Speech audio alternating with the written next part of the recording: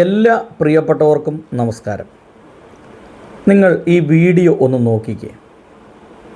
ഈ വീഡിയോയിൽ കാണാൻ കഴിയുന്നത് ഒരു പ്രാർത്ഥനാലയം, പെന്തക്കോസ്ത് പ്രാർത്ഥനാലയം പൊളിക്കുന്നതാണ് കാണുന്നത്. ഈ സംഭവം നടക്കുന്നത് ഇടുക്കി ജില്ലയിൽ പൂപ്പാറയിലാണ്. ഞാൻ ഈ ചർച്ചിൽ പോയിട്ടുണ്ട്. ഇവിടെ മീറ്റിംഗ് കൂടിയിട്ടുണ്ട്. ചില ആളുകളെ അവിടെ പ്രസംഗിക്കുവാനായിട്ട് വിളിച്ചുകൊണ്ട് പോയിട്ടുണ്ട്. പക്ഷേ ഈ വീഡിയോ കണ്ടു കഴിഞ്ഞപ്പോൾ വലിയ ഒരു ദുഃഖം തോന്നി. ഒരു ക്രിസ്തീയ ദേവാലയം, ഒരു പ്രാർത്ഥനാലയം അത് പൊളിച്ചു കളയുകയാണ്. എന്നാൽ ഇതിൻ്റെ ഒരു പശ്ചാത്തലം എന്ന് പറഞ്ഞാൽ, ഈ പന്നിയാർ പുഴയുടെ തീരത്ത് ആ പ്രദേശങ്ങളെ അനധികൃതമായി കയ്യേറി അവിടെ ആളുകൾ താമസിക്കുകയായിരുന്നു. ഏതാണ്ട് 29 കുടുംബങ്ങളാണ് ഇതുപോലെ അനധികൃതമായി അവിടെ കയ്യേറിയിട്ടുള്ളത്. മുഴുവൻ കെട്ടിടങ്ങൾ ഏതാണ്ട് 88 കെട്ടിടങ്ങളുണ്ട്. ആ 88 കെട്ടിടങ്ങളും അത് പൊളിച്ചു മാറ്റാനായിട്ട് സുപ്രീം കോടതിയുടെ വിധിയുണ്ട്. അപ്പോൾ ഇതുമായി ബന്ധപ്പെട്ട് പരാതികൾ ഹൈക്കോടതിയിലും സുപ്രീം കോടതിയിലൊക്കെ പോയതാണ്. എന്നാൽ അന്തിമ വിധി വന്നിരിക്കുകയാണ് ഇതെല്ലാം പൊളിച്ചു മാറ്റാൻ. അപ്പോൾ ഈ 28 കുടുംബങ്ങൾക്കും അവർക്ക് മാറി താമസിക്കാൻ വേറെ സൗകര്യങ്ങളൊന്നുമില്ല. ഇത് ഈ കെട്ടിടം പൊളിക്കുന്നതുമായി ബന്ധപ്പെട്ട് അവിടെ ആളുകളെല്ലാം ഒരുപാട് ജനം കൂടിയിട്ടുണ്ട്. ഇതുമായി ബന്ധപ്പെട്ട് ഇടുക്കി ജില്ലാ കളക്ടറും വൻ പോലീസ് സന്നാഹവും തന്നെ അവിടെ ക്യാമ്പടിച്ചിട്ടുണ്ട്. എന്തായാലും കെട്ടിടങ്ങൾ പൊളിച്ചു നീക്കുകയാണ്. ഒരു മനുഷ്യൻ്റെ ആയുസ്സിൽ അവൻ പണിയെടുത്തതും കഷ്ടപ്പെട്ടതുമായിട്ടുള്ള ഇതാണ് ഇതെല്ലാം ഇടിച്ചു പൊളിച്ച് നിരത്തുന്നത്. അപ്പോൾ ഇതൊരു കയ്യേറ്റമല്ലേ? അതെ. അനധികൃത കയ്യേറ്റമല്ലേ? അതെ. പക്ഷേ ഇതിൻ്റെയൊക്കെ പിന്നിൽ നമ്മൾ മനസ്സിലാക്കേണ്ടത്, ഈ അനധികൃത കയ്യേറ്റത്തെ ഒരു കാലഘട്ടങ്ങളിൽ അനുവദിച്ച ഉദ്യോഗസ്ഥന്മാരുണ്ട്. അതായത് വില്ലേജ് ഓഫീസിലോ അല്ലെങ്കിൽ മറ്റ് ഓഫീസുകളിലൊക്കെ കൈക്കൂലി കൊടുത്ത്, അല്ലെങ്കിൽ ഈ ഓഫീസർമാർ തന്നെ വന്ന് പറയുന്നത് ഇവിടെ കയ്യേറാം, കുഴപ്പമില്ല, ഇവിടെ കയറി താമസിച്ചോ. ഒരു കാരണവശാലും ഏതെങ്കിലും ഒരു ഉദ്യോഗസ്ഥൻ്റെയോ ഒരു അധികാരിയുടെ അനുവാദമില്ലാതെ, അവർക്ക് കൈക്കൂലി കൊടുക്കാതെ, അവരുടെ ഒരു പെർമിഷൻ ഇല്ലാതെ ഈ പ്രദേശത്തൊന്നും കയറി താമസിക്കാനായിട്ട് പറ്റിയല്ല. വാസ്തവത്തിൽ ഇവിടെ കയറി താമസിച്ച ജനങ്ങൾ ചെയ്ത ഏറ്റവും വലിയ തെറ്റാണ്. പക്ഷേ അതോടൊപ്പം തന്നെ കാലാകാലങ്ങളിൽ മാറി വന്ന ഉദ്യോഗസ്ഥരുടെ ഭാഗത്തും തെറ്റുണ്ട്. കാരണം അവർ ഇതിന് അനുവാദം കൊടുത്തു. പല ഇതും കൈക്കൂലി മേടിച്ചാണ്. ഇപ്പോൾ മൂന്നാർ ഭാഗമൊക്കെ എടുത്ത് പരിശോധിച്ച് നോക്കിയാൽ നല്ലൊരു പ്രദേശവും കയ്യേറ്റ ഭൂമിയാണ്. അതായത് VS അച്യുതാനന്ദൻ മുഖ്യമന്ത്രി ആയിരുന്നപ്പോൾ ഈ മൂന്നാർ കയ്യേറ്റം കുറേ ഒഴിപ്പിച്ചു. അതിൽ ഏറ്റവും പ്രധാനപ്പെട്ട ഒരു റിസോർട്ടാണ് ചിന്നക്കനാലിലുള്ള ക്ലൗഡ് 9 എന്ന് പറയുന്ന ഒരു റിസോർട്ട്. അത് ഒക്കെ ഒഴിപ്പിച്ചെടുത്തു. ഞാൻ ഈ ക്ലൗഡ് 9 റിസോർട്ടിലൊക്കെ പോയിട്ടുണ്ട്. അപ്പം ഇതെല്ലാം ഇടിച്ചു പൊളിച്ച് കളഞ്ഞു. അതുപോലെ ഒരുപാട് റിസോർട്ടുകൾ ഈ അനധികൃതമായിട്ട് ഈ അവിടെ കെട്ടിപ്പൊക്കിയിട്ടുണ്ട്. മൂന്നാർ ഏരിയ മുഴുവൻ ടാറ്റ കമ്പനിക്ക് പാട്ടത്തിന് കൊടുത്തേക്കുന്ന സ്ഥലമാണ്. അതോടൊപ്പം തന്നെ ഈ പ്രദേശങ്ങളിലെല്ലാം ഒരുപാട് കയ്യേറ്റം നടന്നിട്ടുണ്ട്.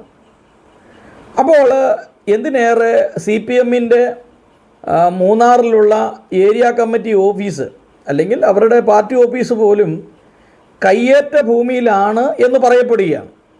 അപ്പോൾ ഇതിൻ്റെ യാഥാർത്ഥ്യങ്ങളിലേക്കൊക്കെ നമ്മൾ കടക്കുമ്പോൾ പല പാർട്ടി ഓഫീസുകളും പല സ്ഥാപനങ്ങളുമൊക്കെ കയ്യേറ്റമാണ്, സർക്കാർ ഭൂമിയിലാണ് പലതും ചെയ്തു വച്ചിരിക്കുന്നത്. അപ്പം ഈ പ്രദേശങ്ങളിലൊക്കെ ഈ മാങ്കുളത്തിനടുത്ത് കുരിശുപാറയ്ക്കടുത്തായിട്ട് ഒരു റിസോർട്ടുണ്ട്.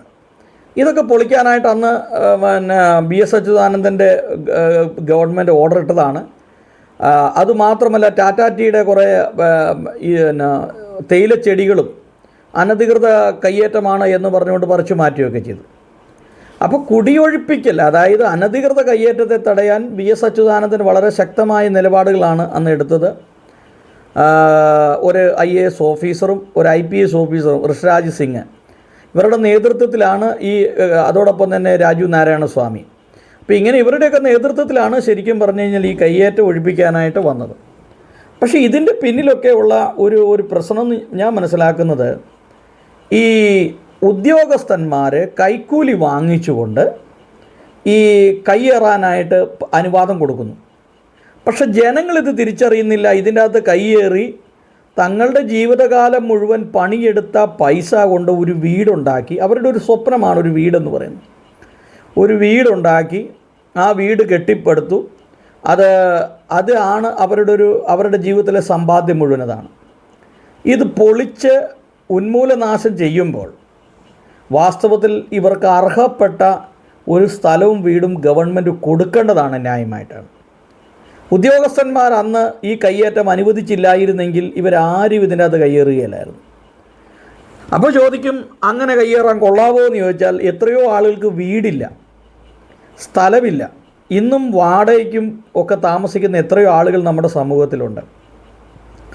എത്രയോ ദാരിദ്ര്യമുള്ള ആളുകൾ നമ്മുടെ സമൂഹത്തിലുണ്ട്. ഓരോ വ്യക്തികളുടെ വീട് കണ്ടാലേ നമുക്കത് മനസ്സിലാവുകയുള്ളൂ. ഈ അടുത്തിടെ തന്നെ ഈ പുനലൂരിലുണ്ടായ ഒരു സംഭവവുമായി ബന്ധപ്പെട്ട് ഒരു ആറാം ക്ലാസ്സുകാരൻ ഒരു പയ്യനെ ഫാനെ കെട്ടി തൂക്കിയിട്ട ഒരു സംഭവമുണ്ട്. അതാ പയ്യൻ്റെ വീട് കണ്ടു കഴിഞ്ഞപ്പോൾ വളരെ മൺകട്ടയൊക്കെ വെച്ച് വളരെ ദയനീയമായ ഒറ്റ മുറിയേ ഉള്ളൂ. അപ്പോൾ ഇങ്ങനെയൊക്കെ വീടില്ല, സൗകര്യമില്ല, സ്ഥലമില്ലാത്ത ആളുകൾ ഇതുപോലുള്ള പ്രദേശങ്ങളിലൊക്കെ കുടിയേറി താമസിക്കുകയും റോഡ് സൈഡിലോ വഴിവെക്കിലോ വല്ല ടെൻ്റൊക്കെ കെട്ടി കിടക്കുകയൊക്കെ ചെയ്യും. ഇത് വാസ്തവത്തിൽ ഗവൺമെൻറ്റിൻ്റെ ഒരു പരാജയമാണ്. ഇതെല്ലാം ഒരു മനുഷ്യൻ്റെ ജീവനും സ്വത്തിനും അതിന് സംരക്ഷണം കൊടുക്കേണ്ടത് ഗവൺമെൻറ്റിൻ്റെ ഉത്തരവാദിത്തപ്പെട്ട കാര്യമാണ്. ഒരു സാധാരണക്കാരൻ, ഒരു പാവപ്പെട്ടവനുണ്ടെങ്കിൽ അവന് സ്ഥലം വാങ്ങിച്ച് വീട് വെച്ച് കൊടുക്കേണ്ട ഉത്തരവാദിത്തം ഗവൺമെൻറ്റിനുണ്ട്. ഗവൺമെൻറ്റിന് അതിനുള്ള ഫണ്ടുമുണ്ട്. അഴിമതി ഇല്ലെങ്കിൽ ഇതെല്ലാം ചെയ്യാനായിട്ട് സാധിക്കും. എന്തായാലും ഈ ആളുകളെല്ലാം ഇങ്ങനെ കുടിയൊഴിപ്പിക്കുന്ന കണ്ടപ്പോൾ ഒരു മാനസിക ബുദ്ധിമുട്ട് തോന്നി.